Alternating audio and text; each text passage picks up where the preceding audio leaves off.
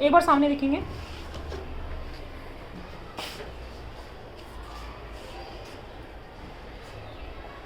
देखिए मान लीजिए एक सिस्टम को हम स्टडी कर रहे हैं कि हमारे पास में एक कंटेनर में क्या है, वाटर है, ठीक है, कंटेनर में क्या है, वाटर है, और हमें इसका इंटरनल एनर्जी को कैलकुलेट करना है। तो मान लीजिए वाटर, इस सिस्टम को हम क्लोज भी मान सकते हैं, इस सिस्टम को हम ओपन भी मान सकते हैं, इसको हम आइसोलेटेड भी मान सकते हैं, ठीक है।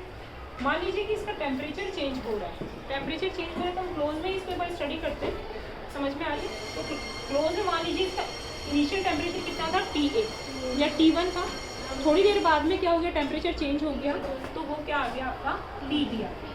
तो क्योंकि यदि टेम्परेचर चेंज होगा तो इसकी एनर्जी में भी चेंज होगा, समझ में आ रही है। तो यहाँ पर जो वो एनर्जी है इस फॉर्म में उसे हम कहेंगे internal energy, that is defined by the U, और change in internal energy that is delta U। तो delta U is equal to होगा TV अपॉन में TA, या फिर हम इसको T2 माइनस T1 भी कर सकते हैं। तो change in internal energy that is equal to the change in temperature, change in temperature as well temperature in the final stage minus change in temperature is the initial stage. यहाँ तक बात समझ में है कि कोई भी सिस्टम को यदि हम स्टडी करते हैं तो उसके अंदर क्या होता है बेटा, या तो सिस्टम के ऊपर काम किया जाता है या फिर क्या होता है सिस्टम खुद काम करता है। बात समझ में आ रही है। एक क्वेश्चन आएगा, आप ध्यान से सुनिएगा, मेरी लाइन में बहुत बड़ी बात है, इसके ऊपर से क्वेश्चन आता है।